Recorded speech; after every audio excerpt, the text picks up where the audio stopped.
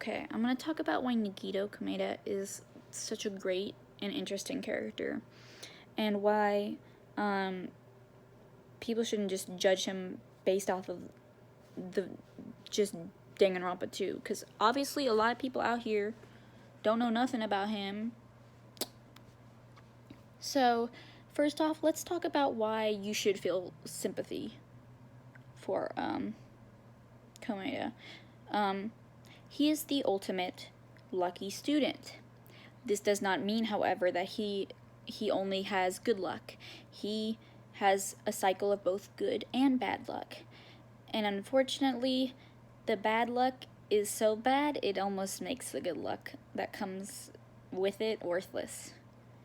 The first example of his bad luck manifesting in his life is when his beloved childhood dog was run over by a truck and killed when he was a child. And then another one is he and his parents went on a trip to the Barbados, I think, somewhere around that region. And basically, they got on a plane which was hijacked and hit by a meteor, and his parents died. And this is due to his luck. You can't tell me he did not blame himself for the death of his family, because that's the only family he had. Because the good luck from that was basically that he inherited the family fortune, and since he had no other relatives, he was like rich now. But like, who really cares about that when your family's dead? Like, anyways, basically that's the kind of luck he has, is that he has good luck, but really the bad luck basically overwhelms this. And because of his luck, he obviously became very traumatized, as one would. And to cope with this trauma, he took on the ideal that you see in Danganronpa 2, which is that hope is his, like, whole thing. Is because he was so desperate that he needed to believe in hope because of his situation in life. He needed hope to, like, be able to live with himself, I think, a little bit. And the whole thing is that he needed that hope, but instead of it becoming like a way to cope, it became an obsession, and that's why it's so prevalent. And the thing is, he doesn't understand that his way of viewing things is wrong, because he wholeheartedly believes that hope exists and that, like, people that are weak hope don't deserve life and all of that, because of how obsessed he's become with it to use it as a coping mechanism. And also, another thing with his bad luck is that he was diagnosed with lymphoma, and I believe it's prefrontal lobe dementia, something like that. I can't remember the exact name. But basically, his good luck means that he lived much longer than that he is living much longer than he's supposed to with those diseases, but he still has them. And obviously, he'll still have the, like, effects of those diseases, which include impaired, like, social, emotional functions and such. Another reason behind his social incompetence, in a way, he doesn't know how to interact socially well, which is understandable, because I'm sure he was afraid of hanging out with people because of his luck, which he does show in the island mode in Danganronpa 2. He's afraid of hurting Hajime with his luck and of killing him and all that. So he obviously probably didn't get a whole lot of social experience, and his social functions are not, like, they're disabled in a way because of his disease. So throughout the whole game of Danganronpa 2, he shows he's not very socially, what's the word? He's just not good in social situations. We'll just word it like that for now, because I can't think. But, he often in the game, you can tell he, like, he'll say something without really, like, he means it, but he says it like he doesn't have a filter. And then he'll say that, and he'll notice that people are uncomfortable with what he has said, and then he will apologize, but he'll still not really get why people are upset, but he notices the signs. It's because he's, like, socially just not very functional, because of his situation. And I don't think a lot of people know that. I think people just think he's, like, weird and crazy, but it's honestly, he has a lot going on that has led to this. Like, he's gone through so much, and of course he's not going to still be this loving, perfect person. He's broken. He's a broken character, and this is just how he's become and how he's living, surviving with what he's gone through and what he is going through. And one of the reasons he seems so uncaring about what's going on in the game, like the characters' deaths and stuff, is you have to remember, because of his bad luck, he has witnessed so much. Like, he's been kidnapped by serial killers, he's seen his family die. Of course, nothing really surprises him much anymore, so he's not going to react much to things with shock or surprise or anger or anything, because he's just seen so much. And of course he'll, like, respond a little bit when it comes to hope, because that's his focus point. That's what he's built his life on, to cope with everything. So if someone does, like, disrespect hope in his view or says something like that, he'll show anger and stuff like that then. But because of everything he's been through, he won't with certain stuff like death. Like, it doesn't shock him or get him upset in any way because of that. It's kind of put him into this apathetic character who doesn't have feelings that show easily or develop easily in a normal way.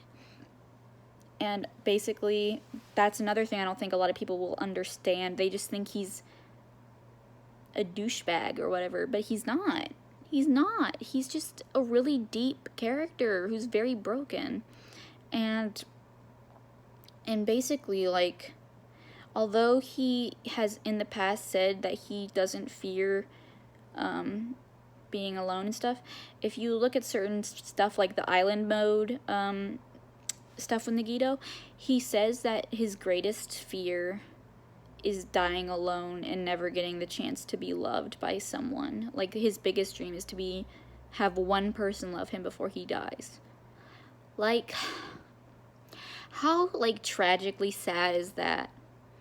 He feels so alone, and I'm sure he, like, oh, I'm getting emotional. Gosh, he's such a good character, and it makes me sad that people don't understand much about him and his character, I don't think. So basically, he has to kind of isolate himself in ways. I think he's, like, overcome it some, because obviously he didn't isolate himself as much in Danganronpa 2, but he must have at points just learned to isolate himself because of his fear of hurting other people. And then as his obsession with hope developed, as long as it had to do with hope, he didn't fear hurting people. And in the game, because his ultimate goal is to, like, make the ultimate hope from himself, like, as a stepping stone, that's why he's not as distant, I don't think, is because he isn't afraid of that as long as it's for hope. But if you see it in, like, the island mode, he shows that fear with Hajime, so it's obvious that it has to do somewhat with certain aspects of his situation. But yeah, I keep on rambling on different points, but give me a second to think of where I want to go next. But yeah, he's really such a deep character, and he has so much going on with his backstory, and it's really interesting and really actually quite sad. Like, if you really think about it, And I feel like a lot of people just look at him and think, wow, he's really annoying and weird and crazy and I don't like him. But there's a reason behind all of those characteristics in him. It's because of his talent and it's because of his situation and his trauma. And honestly, can you fully blame him for the way he's like?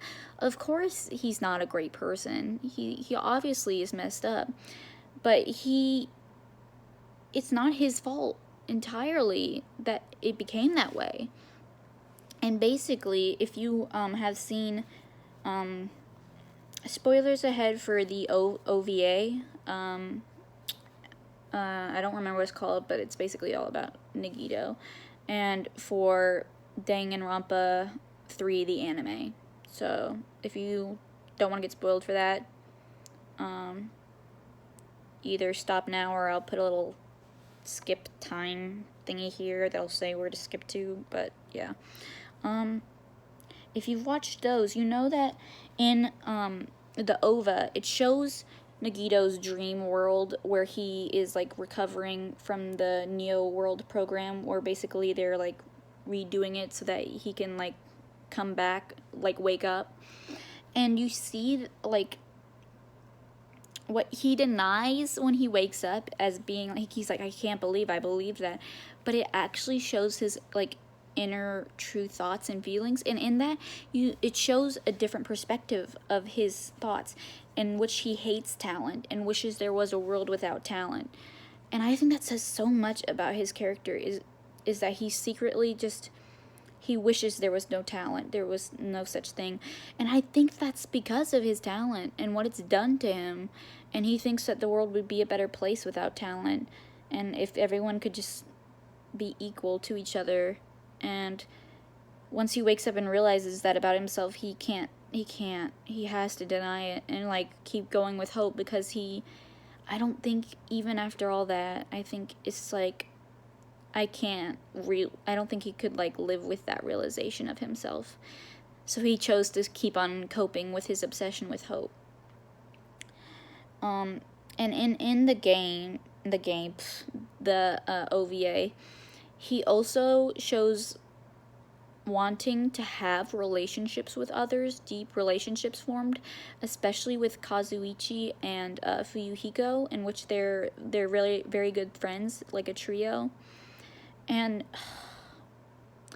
I'm sorry, but if you haven't seen it and you did not see when he came out of the Neo World program and he hugged Fuyuhiko and Kazuichi, oh, it makes me emotional. Like, he just wants friends. Like, he wishes he could have that. But I think he knows that he's not socially adaptable and that he's not good at being a friend and all of that. I don't want to cry. Everyone's gonna be like, oh, you filthy Nagito loving. Because he really is not a bad character. He's a very interesting character, and he's been through so many sad events in his life. Like, you can't at least not feel bad for him and what he's gone through. You can dislike him and like what he's done, but like, you can't not recognize everything that's happened to him and how that's a part of who he is now. And if you did watch Danganronpa 3 in the OVA, you realize that you can see a little bit of development of him becoming a bit of a better person. You can like tell he's getting better.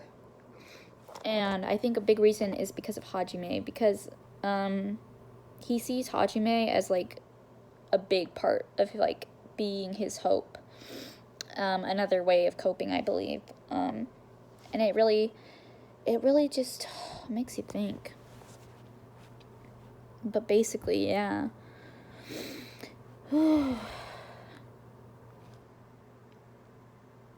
Like, it's just, he's such a good, interesting character, and I feel so much for him because he's just been through so much.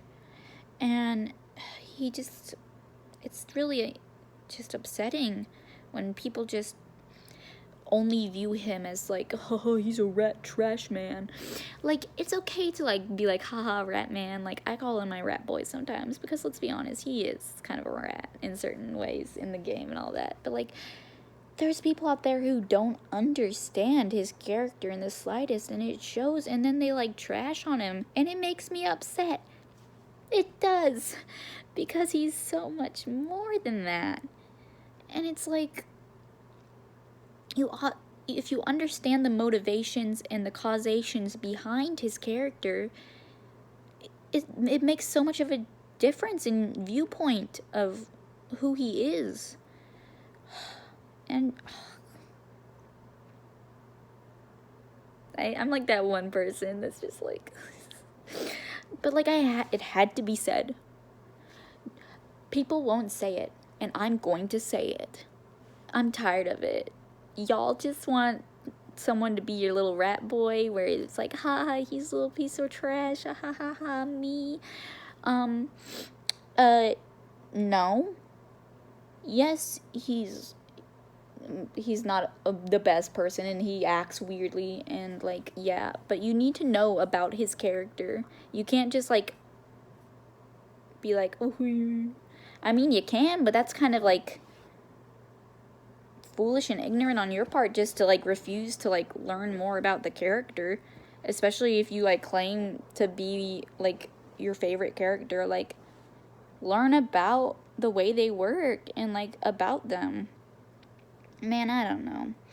I mean, I guess if you just don't want to like get into the sad stuff and you want to avoid it, I can understand that, I suppose, but still. But yeah, I mean, I might have other points stashed in my brain somewhere that I've totally forgotten. But really, I can't think of them at the moment. Oh, there's one more. Basically, I think it was in island mode. He basically says, it might be the wrong source, but he says basically that he wants to die. Like, he's depressed, like, and suicidal. Like, he wishes to die because of his talent. And even though he said he doesn't fear anything and he doesn't act fearful anymore, it's because he's become so used to his fear, I think, of his talent and everything. That he's just kind of become emotionless looking in that aspect. Like, he doesn't show his fear often. But I think, like, I think he's even said that every day he lives in fear because of his talent. Every day is, like, full of fear for him because he doesn't know what kind of bad luck could happen. And, so basically he's stated that he wishes for death because of his talent and his fear of it, and that, like, all that. But if he wants to die, he wants to die for hope is his ideal, because he wants his death to be meaningful, because he feels like a meaningless, worthless person. He needs that meaning. That's why he's so desperate in the end when he finds everyone is remnants of despair. That why he wants to kill everyone is so that he can become the ultimate hope, because even if it's after he's dead, he really wants to be appreciated and loved and like liked for something, because he never really was, because he was so like socially inept and not good at making friends and showing normal behavior, and because probably his talent scared people off. And so that's why he did that. So I think a lot of people also hate him because of that. They're like, why was he going around crazy trying to kill people with bombs and stuff? It's because he realized they were the remnants of despair, and he thought by killing them and vanquishing despair, he could bring hope back. And that's his biggest ideal. It's his coping mechanism. And the belief that he could finally be loved and appreciated for something, of course he would do it. It was his logic, although it may not make sense to to us in a different viewpoint, if you view it from his situation, it's what makes sense. It's the logical conclusion for him, and that's what he thinks. That's all how all of his actions in the game works, is he uses logic. Even if the logic may not be logical to us, it's completely logical to him from his perspective and from what he's experienced. And that's just what he thinks of things. Like, you can't help it that you, where am I going with this sentence? This sentence just dissolved. Forget that. It was me going, I don't know where I was going with that. But yeah, in fact, he's like, I think, probably the canonically smartest character from Danganronpa 2. He's cunning, and he basically solved all of the cases before anyone else, but he refused to solve it and get the credit for it, instead like giving hints and leading the other characters into solving it for themselves, because he didn't think he was worth it, you know? He's one of the smartest characters in the game. He's cunning and logical, but he's logical to a point where it's unlogical in a way. Especially because of his logic being so self-centered, in a way that he can't really see things from other people's viewpoint. And yeah. And oh my gosh. Just thinking about that one scene where Akane started basically strangling Nagito, and he got up and thanked her because he finally got to see his dead dog after so long.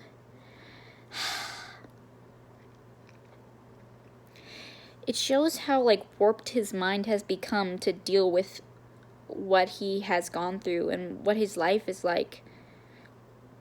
Oh, it hurts. Like, I can't even imagine having to live a life like that. It's messed up. And I feel so bad for him because he got dealt such a bad hand in life. And people are going to be like, oh, but he has good luck too. He's basically a millionaire. He won a lottery and he got his parents' money and he can, like, basically do whatever he wants. Sure, but how much does that matter with all of the other things you have experienced? On a scale, if you really bring it down to things, the bad luck outweighs the good. It barely matters at all. If you think about everything bad that's happened to him, who cares if you're a millionaire, if you're sad and you feel alone? Like, anyway, I should stop rambling.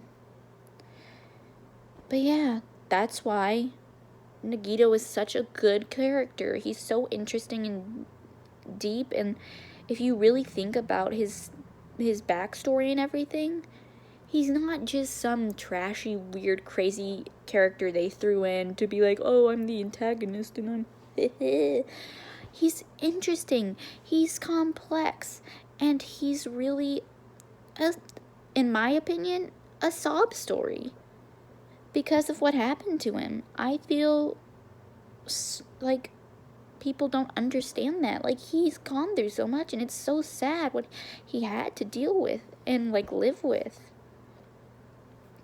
To the point he felt like he was a worthless person, and he felt like the only escape for him would be death, and that he felt unloved and unappreciated in, like, every aspect. And he accepted that because he felt no self-worth.